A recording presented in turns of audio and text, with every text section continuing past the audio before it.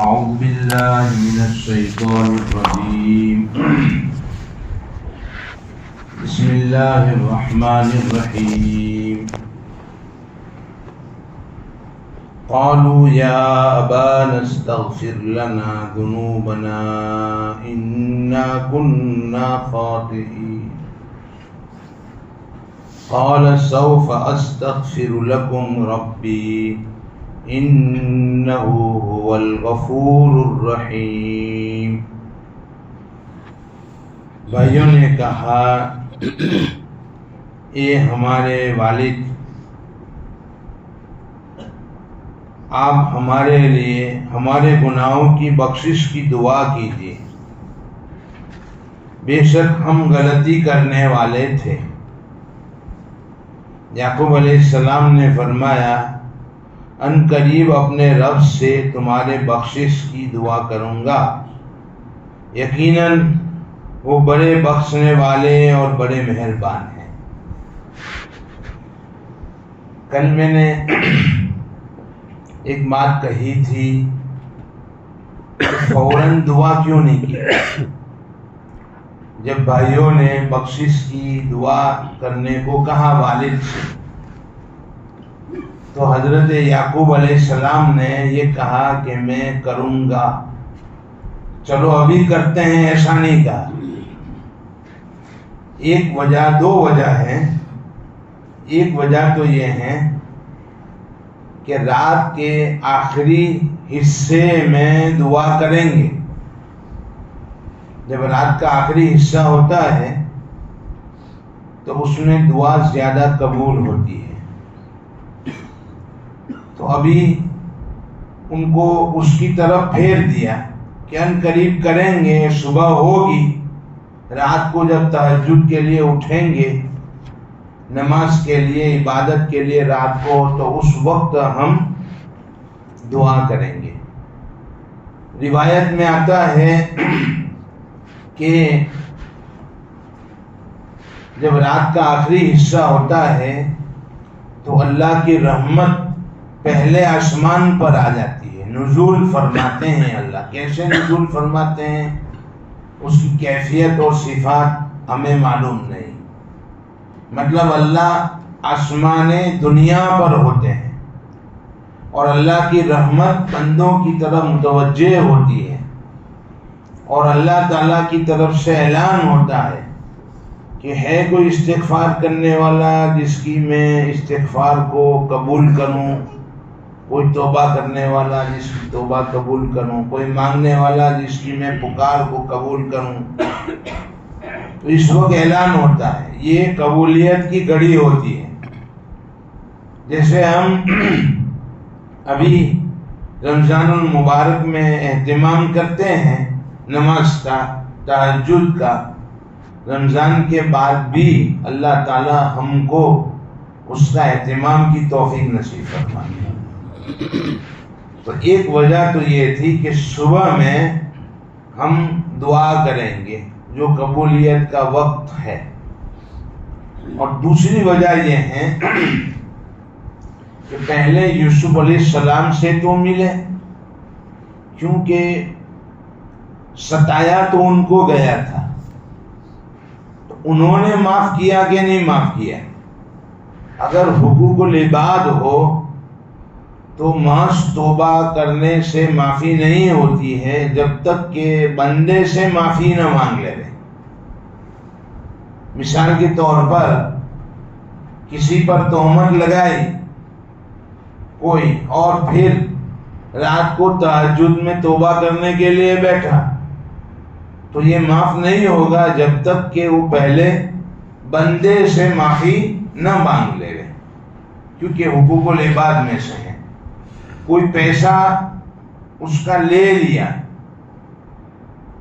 قرضہ لیا اور دیا نہیں، اور اللہ سے معافی مانگے، تو یہ معافی معاف نہیں ہوگی جب تک کہ وہ اس بندے کو قرضہ ادا نہ کر دے۔ حقوق العباد میں یہ بات ہے۔ تو حضرت یعقوب علیہ السلام نے یہ اس لیے کہا کہ پہلے یوسف سے تو ملیں اور وہ کہیں کہ ہم نے معاف کیا ہے تو میں ان کے لیے معافی طلب کروں گا، حقوق العباد کی وجہ سے. سوف استغفر لکم ربی انہ هو الغفور الرحیم. اب یہ پورا قافلہ بلایا تھا حضرت یوسف نے کہ اپنے گھر والوں کے ساتھ اہل کے ساتھ یہاں آؤ. تو پورا قافلہ وہاں سے چلا اور حضرت یوسف علیہ السلام نے کچھ اونٹ پر سامان بھی بھیجا تھا زیادہ کہ یہ لوگ آئیں گے تو راستے میں تکلیف ہوگی، بے سر و سامانی میں ہیں، کچھ ہے نہیں تو راستہ کیسے طے کریں گے. ایک ملک سے دوسرے ملک تبشان سے مصر جانا ہے. جیسے میں نے کل بتایا تھا کہ 250 میل کی دوری ہے، 8 دن کی مسافت ہے اونٹوں پر، تو کیسے طے کریں گے؟ کھانا پینا سب کچھ چاہیے. تو کافی سامان حضرت یوسف علیہ السلام نے ان بھائیوں کے ساتھ بھیجا تھا اور یہ پورا قافلہ وہاں سے روانہ ہوا. ایک قول کے مطابق 73 اور ایک قول کے مطابق 90 سے زائد کچھ افراد تھے جو پورا قافلہ یعنی ان کے گھر والے بچے سب جو ہیں وہاں سے روانہ ہوئے مصر کی طرف. اور جب مصر قریب تھا تو حضرت یوسف علیہ السلام مصر کے دروازے پر سپاہیوں کے ساتھ ان کے استقبال کے لیے پہنچے، اپنے والد کے استقبال کے لیے. معلوم ہوتا ہے کہ اللہ کا کوئی نیک بندہ آوے تو اس کے استقبال کے لیے گھر سے باہر، گاؤں سے باہر نکلنا چاہیے. پہلے حجاج کم ہوتے تھے، اب تو حج ایک تفریح بن گیا ہے. ہم لوگ جاتے تھے حج کے لیے شروع میں، تو جب آتے تھے اور پتہ چلے کہ بھئی آج حج سے آ رہے ہیں تو بستی والے گاؤں سے باہر آ جاتے تھے تاکہ دعا کرے وہاں پر. اور دعا ہوتی تھی، پھر حاجی کو مسجد میں لاتے تھے، پہلے مسجد میں آویں اور پھر دعا کریں، مسجد میں نماز پڑھے اور پھر گھر جاویں. اب تو کب گیا اور کب آیا پتہ ہی نہیں چلتا. اور عمرہ کے لیے تو یہ بات ہے کہ اچھا تم عمرہ میں جا کے آ گئے. پہلے ایسا ہوتا تھا، حاجی جاوے تو گھر سے دعا کر کے نکلیں، سب لوگ جمع ہو جاویں، ملنے آویں تو گھر سے گاؤں سے باہر آویں. تو کوئی بزرگ آ رہا ہو، نیک آدمی ہو تو ان کے استقبال کے لیے باہر جانا چاہیے. باہر آئے. 4000 سپاہی ساتھ تھے حضرت یوسف علیہ السلام کی، اور سلامی دی حضرت یعقوب کو. اور حضرت یعقوب علیہ السلام اور ان کے گھر کو یعنی اپنے والدین کو، ان کے اہل کو لینے کے لیے گئے، ٹھکانہ دیا. تو آگے قرآن نے ذکر کیا ہے فَلَمَّا دَخَلُوا عَلَى يُوسُفَ آوَى إِلَيْهِ أَبَوَيْهِ وَقَالَ ادْخُلُوا مِصْرَ إِن شَاءَ اللَّهُ آمِنِينَ. پھر جب یوسف علیہ السلام کے پاس پہنچے تو یوسف نے اپنے والد کو اپنے پاس جگہ دی اور یوسف علیہ السلام نے اپنے والدین کو اپنے پاس جگہ دی. اور یوسف علیہ السلام نے کہا تم سب مصر میں داخل ہو جاؤ، انشاءاللہ ہر طرف امن و امان یعنی چین اور اطمینان کے ساتھ رہو گے. باہر سے کوئی آدمی آوے تو اس کی چیکنگ زیادہ ہوتی ہے، امیگریشن جس کو کہتے ہیں، الگ لائن ہوتی ہے اس کی، ویزا ہے کہ نہیں، سب کچھ ہے کہ نہیں، پھر داخلہ ملتا ہے. پھر بھی جو ہیں کچھ دنوں کے لیے ہوتا ہے. پھر اگر اس کی میں ترمیم کرنی ہو تو پھر اس کے لیے سب کام کرنے پڑتے ہیں. لیکن یہاں ایسا کچھ نہیں ہے، دوسرا ملک ہے. حضرت یوسف علیہ السلام نے فرمایا اپنے گھر والوں سے کہ یہاں انشاءاللہ ہر طرف امن اور چین ہے، کوئی پریشانی نہیں ہوگی. وَرَفَعَ أَبْوَيْهِ عَلَى الْعَرْشِ وَخَرُّوا لَهُ سُجَّدًا. وقال يا أبت هذا تأويل رؤياي من قبل قد جعلها ربي حقا. حضرت یوسف علیہ السلام نے اپنے والدین کو اونچے تخت پر بٹھایا، شاہی تخت جو ہوتا ہے اس پر بٹھایا. ورفع ابویہ علی العرش، اونچے تخت پر بٹھایا. وہ جو بھائی تھے وہ سجدے میں گر گئے. وَخَرُّوا لَهُ سُجَّدًا، 11 بھائی یوسف کے سامنے سجدے میں گرے. وَقَالَ يَا أَبَتِ هَذَا تَعْوِيلُ رُؤْيَايَ مِن قَبْلُ، وہ جو 7 سال کے عمر میں خواب دیکھا تھا یہ اس کی تعویل ہیں عملی. دیکھو یہ ہو گیا. قد جعلها ربی حقا، میرے رب نے جو وعدہ کیا تھا اس کو سچ کر دکھایا. خواب دیکھنے کے بعد تعویل کب پوری ہوئی؟ ایک قول کے مطابق 40-50 سال ہو گئے تھے، اور دوسرا قول یہ ہے کہ 80 سال مفارقت رہی.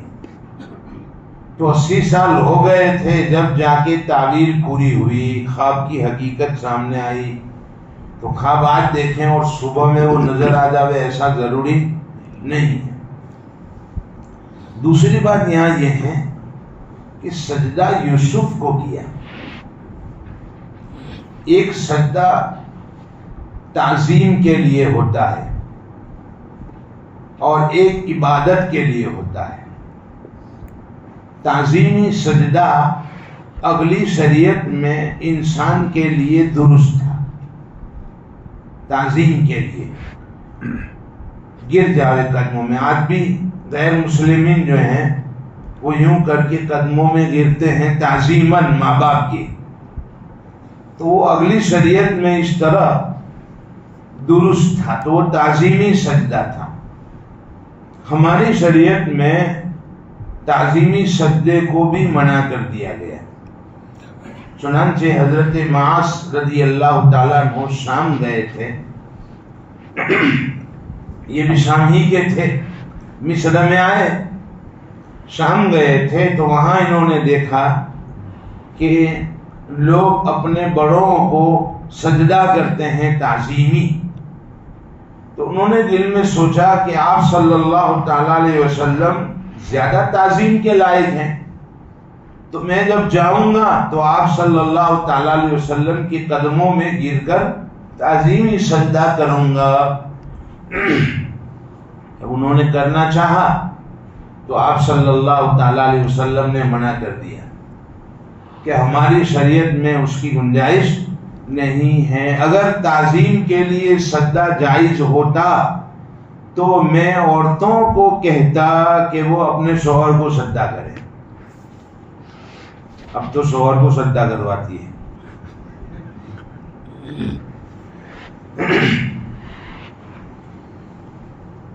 ہمارے یہاں ہندوستان میں تو الحمدللہ کچھ بھی اچھا ہے. الرجال قوامون علی النساء، کہ مرد کو حاکم بنایا گیا ہے عورتوں پر، کچھ بھی اچھا ہے. دوسرے ملکوں میں الٹا ہے. الرجال النساء قوامون علی الرجال، عورتیں مردوں پر حاکم ہیں. ایک ملک میں گیا تو مستورات میں بیان تھا. میں نے پوچھا کس پر بیان کروں؟ تو کہا کہ آپ عورتوں میں بیان کرو تو یہ کہو کہ کھانا بنا کر کھلاوے مردوں کو. مطلب کھانا ہی نہیں بناتی، تو کھانا بنا کر مردوں کو کھلاوے. آج اس پر بیان کروں. اب دیکھو،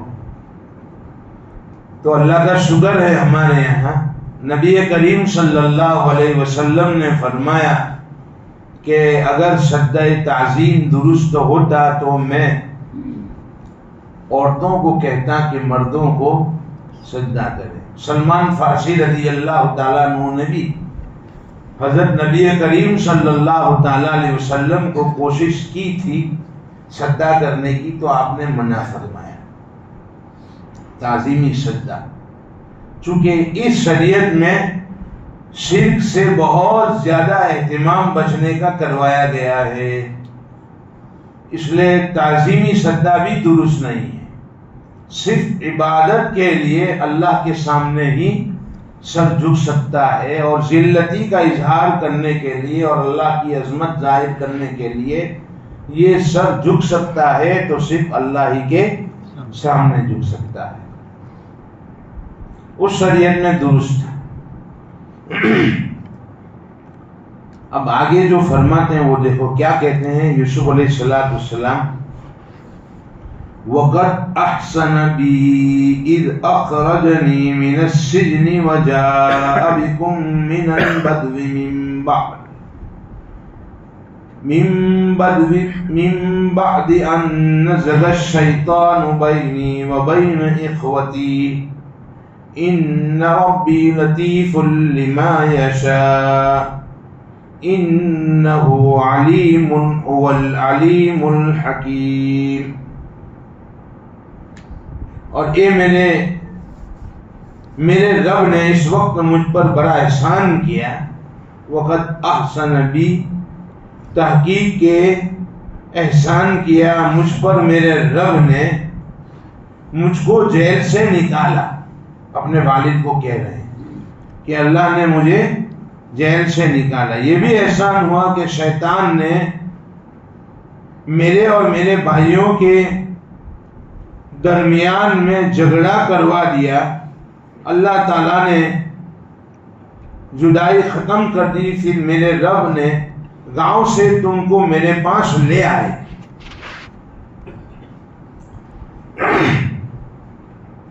تین باتیں ہوئی، ایک تو یوسف علیہ السلام کے ساتھ بھائیوں نے زیادتی کا معاملہ کیا۔ پہلی بات یہ ہوئی کہ کنویں میں ڈالا، غلط سلوک کیا راستے میں، پہلا کام یہ ہوا۔ دوسرا کام کیا ہوا تھا؟ دوسرا کام یہ ہوا کہ والد سے مفارقت، بیچ دیا قافلے والوں کو کہ وہ دور چلے جائیں۔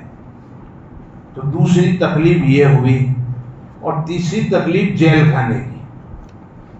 تو ترتیب وار ان تکلیفوں کو بیان کرتے، لیکن میں نے کہا کہ بڑوں کی عادت ہوتی ہے کہ اللہ تعالیٰ نے جو انعامات کیے ہیں وہ یاد کرتے ہیں، پچھلے زمانے کی تکلیفوں کو یاد نہیں کرتے، اس کو قنوط کہتے ہیں۔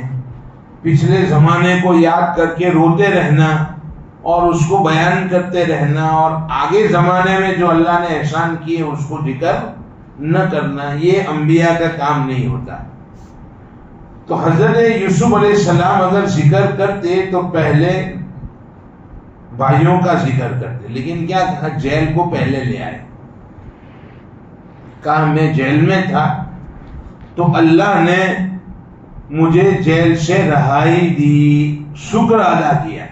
وقت احسن، میرے ساتھ اچھا معاملہ کیا کہ جیل سے مجھے رہائی دی، پہلا کام۔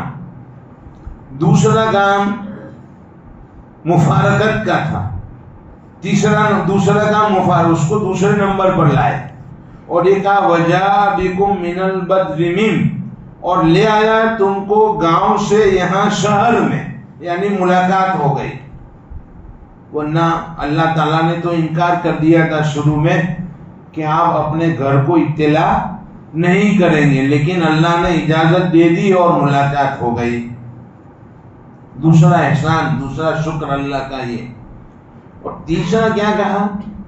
تیسرا یہ کہا کہ من بعد ان نزغ الشیطان بینی و بین اخوتی، کہ شیطان نے میرے اور میرے بھائیوں کے درمیان میں جھگڑا ڈال دیا تھا۔ دیکھو، اس کو شیطان کی طرف منسوب کیا، اپنے بھائیوں کی طرف منسوب نہیں کیا۔ یہ نہیں کہا کہ اس نے، ان لوگوں نے میرے ساتھ غلط معاملہ کیا، بلکہ کہا شیطان نے جھگڑا پیدا کر دیا تھا، تھوڑا بہکا دیا تھا ان کو۔ سمجھ میں آ رہی بات؟ یہ ذکر کیا، چونکہ وہ معاف کر چکے تھے۔ معاف کرنے کے بعد پھر کہنا کہ تم نے ہمارے ساتھ ایسا معاملہ کیا تھا، درست نہیں ہے۔ ان ربی لطیف لما یشاء، میرا رب جو چاہتے ہیں اس کی عمدہ تدبیر کرتے ہیں. لطیف کے معنی عمدہ تدبیر کرنے والے. میرا رب عمدہ تدبیر کرتے ہیں جو چاہتے ہیں. انہ هو العلیم الحکیم، وہ علیم بھی ہیں یعنی جاننے والے بھی ہیں کامل، اور حکمت بھی ان کی کامل ہے اللہ رب العزت کی. رب قد آتیتنی من الملک وعلمتنی من تأویل الاحادیث فاطر السماوات والارض انت ولی فی الدنیا والآخرہ توفنی مسلما والحقنی بالصالحین. میرے رب نے مجھے یہ ملک عطا فرمایا، حکومت کا ایک حصہ عطا فرمایا، اور مجھے اپنا شکر، اللہ کے احسانات گنوا رہے تھے اپنے والد کو، اور مجھے خواب کی تعبیر بتائی. آسمان و زمین کو پیدا کرنے والے ہیں بلا نمونے کے، کوئی نمونہ نہیں تھا. آسمان و زمین کو اللہ نے پیدا کیا، اور پھر دعا کرتے ہیں انت ولی، آپ ہی یعنی اللہ ہی میرے کارساز ہیں دنیا میں اور آخرت میں. توفنی مسلمن، میری وفات ہو اسلام کی حالت میں، اور مجھے نیک لوگوں کے ساتھ لاحق کر دینا. توفنی مسلما والحقنی بالصالحین، آخرت میں نیک لوگوں کے ساتھ. یہ کتنی عاجزی کے ساتھ نبی کی دعا ہے. یہ دعا ہمیں بھی مانگتے رہنا چاہیے. یہاں یوسف علیہ السلام کا واقعہ پورا ہو گیا.